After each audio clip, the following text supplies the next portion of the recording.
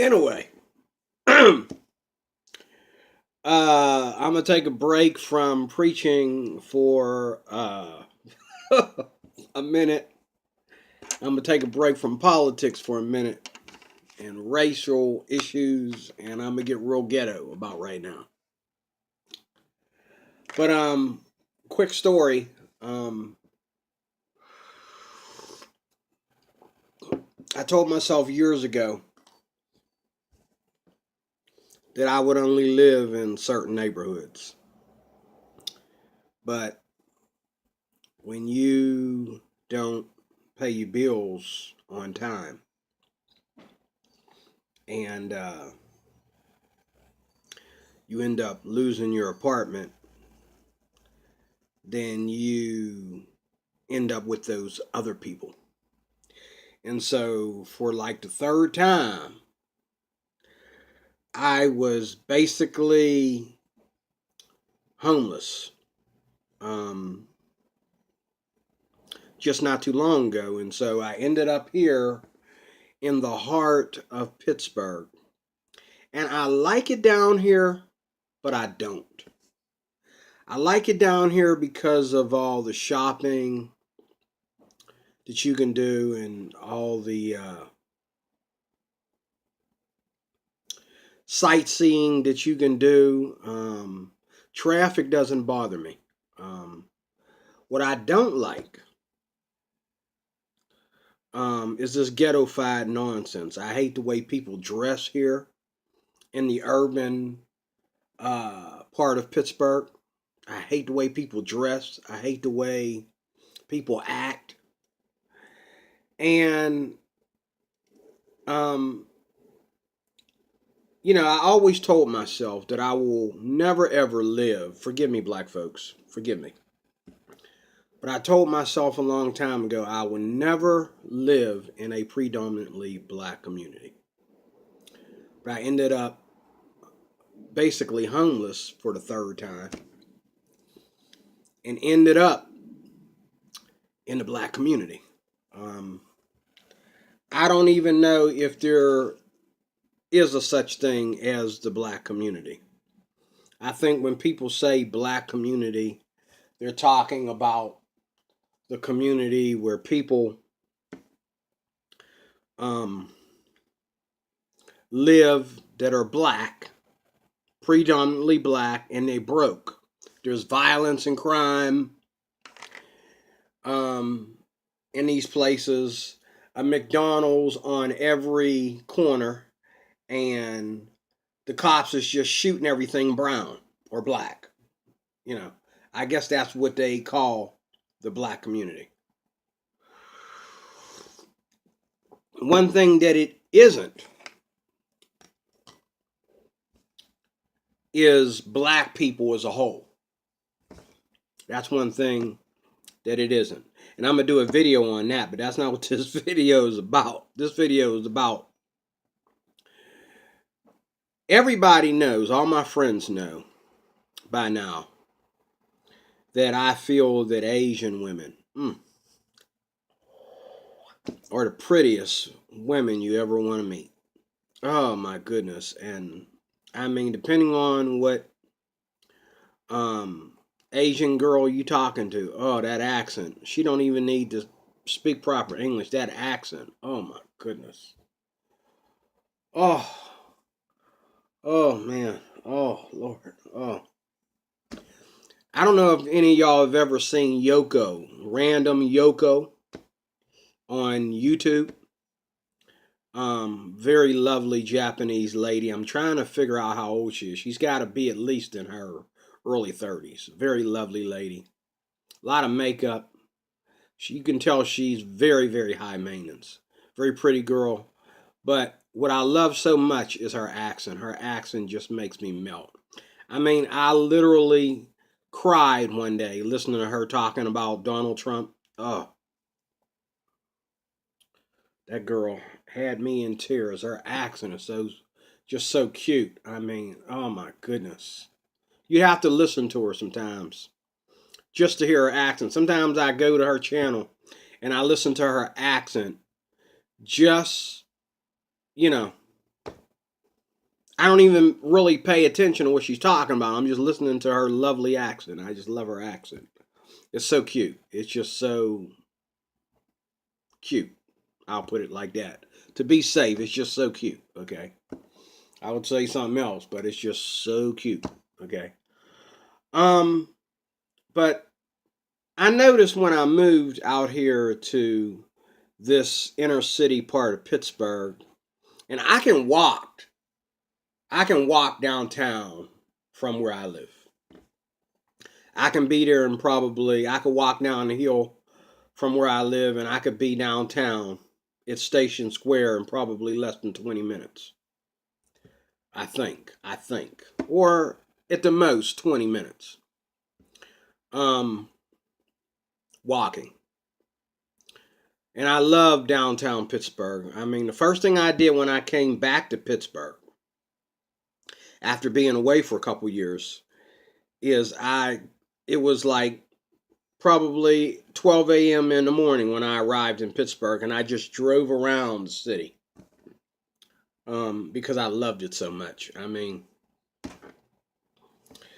and it's even got more to it now than what it had way back then. There's still a lot of construction downtown Pittsburgh, that is. But when they get done, oh boy, excuse me, you wait. When they get done, what they're building downtown Pittsburgh, it is going to be spectacular. It is. It really is going to be a beauty. Can't wait to see it. I'm hoping I'll be here to see it when they finally get done with it. God, they've been doing it. I think it's been like 4 years. They've been doing construction on one spot in downtown Pittsburgh, like on certain streets or whatever. But they're really going to fix it up. I don't know if you can hear it or not. But that wind out there is a killer, man. I'm telling you. I mean, the weather's nice, but that wind is horrible. You want to stay inside just to stay away from that wind. That wind is so strong that if you're not careful, it'll lift you off your feet. That wind, and I'm not joking, almost pushed me in front of a bus last night. And today it almost put me through a window. I mean, that's how strong that wind is. It's crazy. It's crazy. But anyway, one of the things I noticed when I moved up here in this community is that there are more Spanish up here. There are more Asians up here in this part of Pittsburgh than other parts of Pittsburgh. And I'm not going to give away my location, but right down the street from me, and you know from other videos I don't like this kind of culture, but right down the street from me in this little hit town, this little wee bit better than this little so-called ghetto that I'm living in right now. I'm getting out of here. Trust me, I'm getting out of here. I don't believe in living in ghettos. So I will be getting out of here. And I told my landlord I'm leaving. I'm getting out of here. But anyway, there's this little Asian section. And until you go down there enough, you don't realize that different sides of the street, all these people live together. Now, if you know something about what that's all about, let me know. I know a black guy who was a police officer, or a retired police officer. I just met not too long ago, and I believe I talked about that in one of my videos about this guy. We had a little discussion. He didn't like Donald Trump, blah, blah, blah, blah, blah. Okay. I think he's the one that told me that a lot of Asians rent out to Asians, and they all live in these apartment buildings. You get an Asian that's in the real estate, and he'll rent property to Asians. And he'll have like 10, 20 Asians living in one house or one apartment or something like that. That's what this police officer told me. This black police officer told me. He said he used to, be posted in a certain part of Pittsburgh, and he said there was some domestic stuff going on with the Asians and some of these, these suits, and he'd go in there, and there was like 10, 15, 20 people living in one apartment. Same thing with Mexicans. Same thing with same thing with uh, Africans. I think sometimes, but me personally, I guess it's because I'm used to being free. I guess you know. Them days are over. For me, as far as I'm concerned, I'm pretty sure all the Negroes had to uh, stay in quarters together where you had like so many guys, all sweating over each other in one quarter back in the day. Uh, it ain't happening to me. I can't stand to be in a room with three people, including myself. I like my own space, and uh, when I was away at school, um, I used to have to share a dorm room with six guys, and there was always a fruitcake in there that was, wanting to blow domes on the other, one or two or three fruitcakes in these dorm rooms that wanted to blow domes on, the straight cakes. Everybody was cakey. Just some of them was fruitcakey.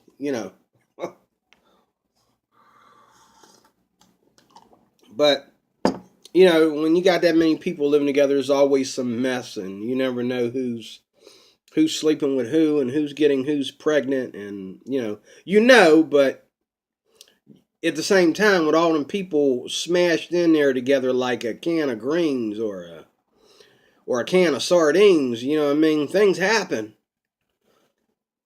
that shouldn't be happening, But anyway, the Asian culture in here, in America, but mainly here in Pittsburgh, I really don't understand. Um, and I really don't understand why around here. Now, I know when I went to New York, and I know whenever I'm traveling, like I've traveled to Maryland, Washington, D.C., um, and New York, Asian women are different about black men. Out here in Pittsburgh, Asians treat black people like a plague. You don't see too many black girls and Asian girls talking, going out to eat together. You don't see too many black guys dating Asian girls, and it don't happen out here, they date white men though. They date white men like it's nothing, I mean, everywhere I turn, there's a white man with an Asian girl, And I'm jealous, because I just think Asian women are adorable. I just think they are. Not saying that my sisters aren't adorable, but I'm the kind of person, my friends will tell you, I'm the kind of person, the more further away from me you are, the more attractive to me you are. I'm the kind of guy that opposites attract. If if your eyes are a different color than mine, your skin is different than mine, your hair is different than mine, you smell different than me, you know what I'm saying? You act different than me, you're everything I'm not, or I'm everything you're not, or however that goes, then we got some chemistry. You know. Um, but I'm the kind of person, I believe in taking it out of the family. I don't believe in, to me that's incest. I like to take it out of the family because you understand what builds a race, right? What builds a race is a family. It starts off. What was they doing back in Adam and Eve's day? I mean, that's how. How do you think the Earth was populated. The earth was populated because back in the day, in the prehistoric days, okay, and scientists and atheists fail to talk about this stuff. But back in the prehistoric days, the earth was populated by, and it was the only way it could be populated. So it wasn't really a crime in the beginning. The earth was populated with people by men sleeping with their sisters. And that's how everybody looked alike. And then when you left and you went into another district or part of the world, and you had children, your sons and your daughters slept with each other. And so now it's like we know each other by our races. See, and this is the truth. It's easy as 1, 2, 3. I mean, we try to get out of it, but the truth is that this is the way it is. And back then, in the beginning, it wasn't considered incest. But if you read your Bible, you understand that after, the generation of Cain, and the generation of Noah, God wanted his people to stretch out and move, and and that's how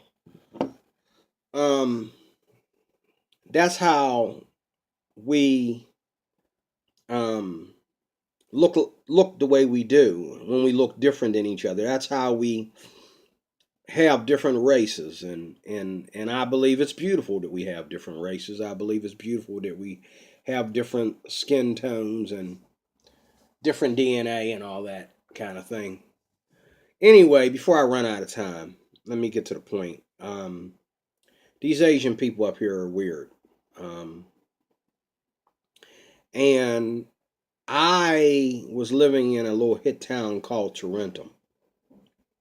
And above Tarentum was another hit town that was even more wealthier and the people more pleasant than that, called Natrona Heights, before I moved here to the inner cities of Pittsburgh. And the Asian women, and you don't see them too often. They don't come out of the house very often. You know what I'm saying? And you never see them walking. They all drive up there. They all drive. They all drive, and they all either have white husbands or Asian husbands. Okay. Once in a blue moon, you'd see one swinging on a black dude's arm, and you just felt like high-fiving the dude. You know what I mean? Because if you saw one swinging on a black dude's arm, she was usually pretty hot. Black men might date some ugly white girls, but they don't date no ugly Asian girls. Every Asian girl I've seen with a black dude, she's pretty hot. Even more hotter than some of these Asian girls swinging on white dude's arm. I mean, she was pretty hot, But anyway, and I'm not trying to degrade Asian women or women outside of my own culture and race. I just think Asian women are adorable. I think a certain number of Spanish women are adorable.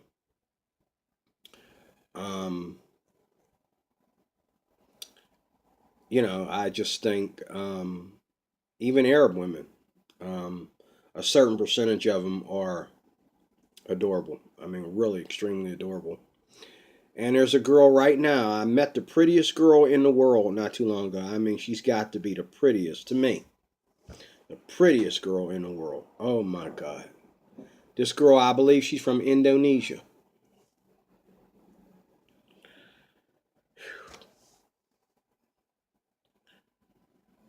That girl's so pretty. I never looked at her from the neck down. I swear to God.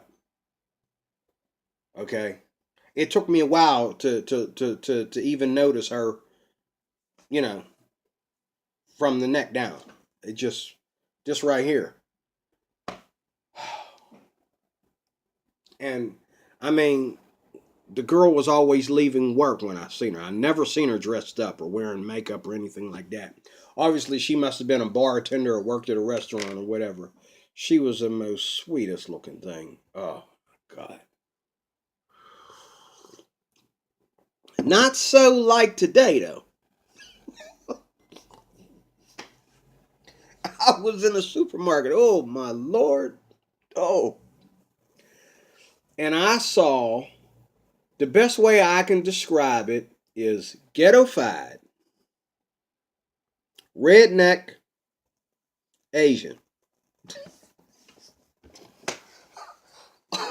I'm serious as a heart attack, man. I mean, there was a guy. Um, and he had two women with him. And I don't know if one was his daughter and one was his wife, or one was his girlfriend and one was his other girlfriend, or what was going on with that picture. But, I didn't know what that was. And they were filthy, they were dirty, and they were arguing the whole time, all three of them, back and forth with each other, switching in twos, and let me translate what they might have, with the one Asian girl, or the pretty one, if you want to call it that, because all three of these individuals had lacerations, you know, them kind of lacerations in their face that some say come from like oily skin, or skin that, if you don't wash your face enough, if you never wash your face, and then the girl's playing in her hair, and her hair looked filthy and dirty, and she's playing in her hair and scratching it and fixing it, and I'm thinking, don't let anything, come flying over here, at me, you know what I'm saying? I mean, um, I mean, these three individuals just kind of like stopped the bus for me. I mean, I was in a supermarket, but you get my figure of speech. I mean, they just kind of like were bus stoppers. Like, what in the world is this? And I've never seen people like this until I moved up here to this inner city part of Pittsburgh. Like, I didn't see these people in Tarentum or Natrona Heights, or in other parts of Pennsylvania, that I've been to. I didn't see these kind of Asians in New York. Maryland, Washington D.C. I mean, this is, and like I said, right down the road down here, there's a bunch of them living in these apartment complexes that look like they're 95% Asian. I don't think any black folks live in there. I think they have like their own Asian projects. Here's my question. Why would you leave your country, come to the land of the free, to be poor? Let me repeat that. Why would you leave your country to come to the land of the free, to be poor? Me, and people who know me know that I don't like anything where people have their own neighborhoods. I don't like, to me, it's bad enough when black folks don't get up on their feet, and they don't try to evolve.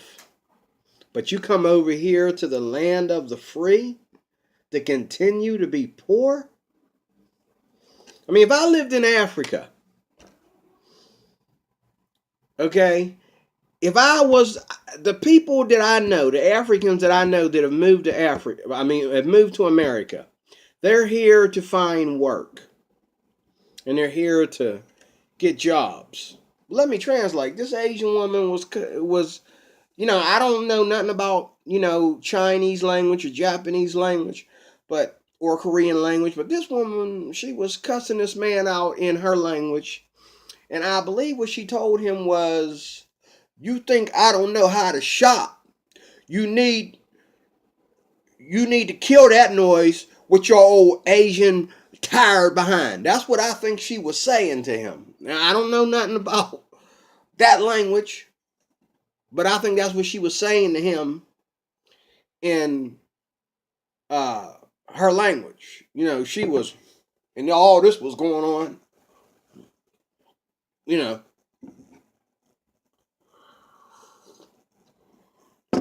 And I mean, I don't look at too many Asian, especially the women, um, and feel like I wouldn't want to meet them. I mean, 95% of the Asians women that I come across, I would love to take them out and get to know them. But I gotta admit, there's some women up here. It don't even cross my mind. Like, my goodness.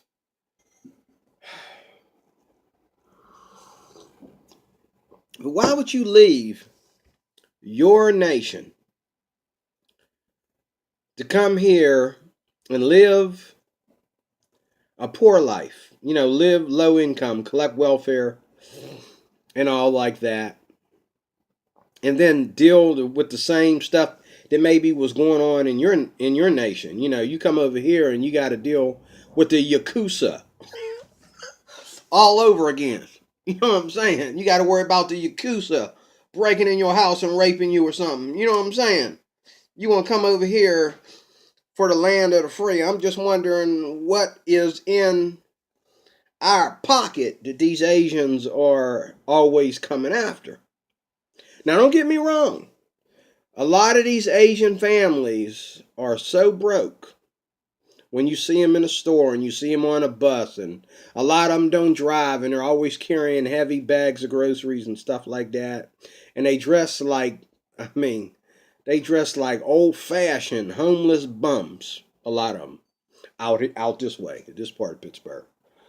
But I tell you what, when you go past their houses, oh my God.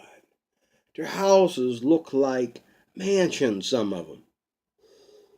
And a lot of them have a lot of kids. You think these black women got a lot of kids. Some of these Asian women, these little skinny behind Asian women, got tons of kids. They trying to populate America with them Asian kids too, man. My goodness. I went in a laundromat over here not too long ago on a Sunday, about a year ago.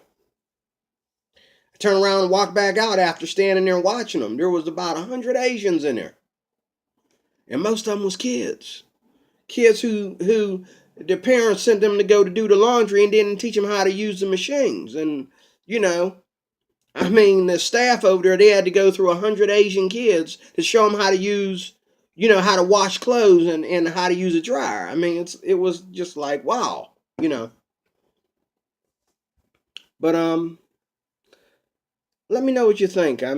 Does this go on in your neighborhood? Do you have, or did you used to live in a neighborhood like this where you have Asians that live there and they live like poor homeless people, and they dress poor and homeless. They may even smell poor and homeless, you know what I mean? But then their kids, sorry, black folks, but their kids will definitely go to college. And somehow, I don't know if they are broke so that they can live in them nice houses and so that they can put their kids through college. I don't know. Thinking that, their kids are going to come back and take care of them. But I don't think that's the case because a lot of these Asian people, I'm watching them. I'm watching them grow old from 30 years and up. Just grow old, never driving, never got nobody to help them. Just, all they have is their kids and grandchildren. That's their help. And, and then you go right down here to University of Pittsburgh, and these kids, their kids, some of them are going to school. And I don't know how much of our government has to do with that or whatever. I'm pretty sure these parents ain't paying cash money for their kids to go to school. I'm pretty sure they're getting a lot of help from our government. And I don't have a problem with that when it comes to going to school. But I mean, what's going to happen? You know, black folks is worried about white supremacy. You better worry about Asian supremacy because they're everywhere. I get on the bus to go to work. I can count how many black people and white people are on that bus. I can count with one hand how many black people and white people are on that bus. All the rest of them are Asian kids. And don't get me wrong, they're all going to college, but I mean, I would say there are just as many or more Asians going to University of Pittsburgh than there are white people. And so I see a lot of white people complaining, you know, about multiculturalism and all that kind of stuff. My first question is, again, why would you leave your country just to come over here and live like a bum? Anybody that comes over here from another country, they want to be free. They want to be successful. Not just for their kids to be successful, but if their kids are going to go and be successful, their kids need to be able to make them successful and put them in a better neighborhood and put them in a better place and all like that. The other question is, how do you feel about, you know, so-called multiculturalism? When I say multiculturalism, a lot of people think that black folks is a problem of multiculturalism. I just think black folks need to evolve. But we're not taking over. That's one thing you ain't got to worry about us doing. We're not taking over like some Asians are doing and like some Arabs are doing. And I got to admit, you don't see too many poor Arabs. I've never seen an Arab in this country anywhere, even here in Pittsburgh. And there's a lot of them right down here too. I've never seen any of them wearing rags and dressed like bums, smelling like bums or anything like that. We're starting to get more ragheads around here, but other than that, they pretty much mind their own business. But both the Asians and the Arabs, they can be the most unfriendliest people you want to meet too, that are living up here in this part of Pittsburgh. Unless you go in their store to buy something, then they're like, "Oh, how you doing? You having a good day today?" You know. But when you ain't buying nothing off of them, you say good morning. They don't answer. Say Yakopoko. I don't care what you got to say, but at least act like you trying to say good morning, even if you don't know how to speak the language. I mean, I would. If I was in your country, I'd say it in my own language if I don't know your language. You know what I mean? I know you said good morning. I know you trying to just be nice and speak to me. But, you know, I mean, what do you think? Leave a comment, man. I'm just talking today. Like I said, I'm taking a break from the in-depth stuff, and I'm getting ready to lay down, and then I'm going to work. I just felt, you know, seeing that duet in the shopping center a little bit ago got me to thinking. And so I figured I'd throw some politics at you. Some ghetto politics at you. All right, anyway, comment, subscribe, like, dislike. Whatever you do, don't leave it blank. All right, I will talk to you again soon with another video. God bless you.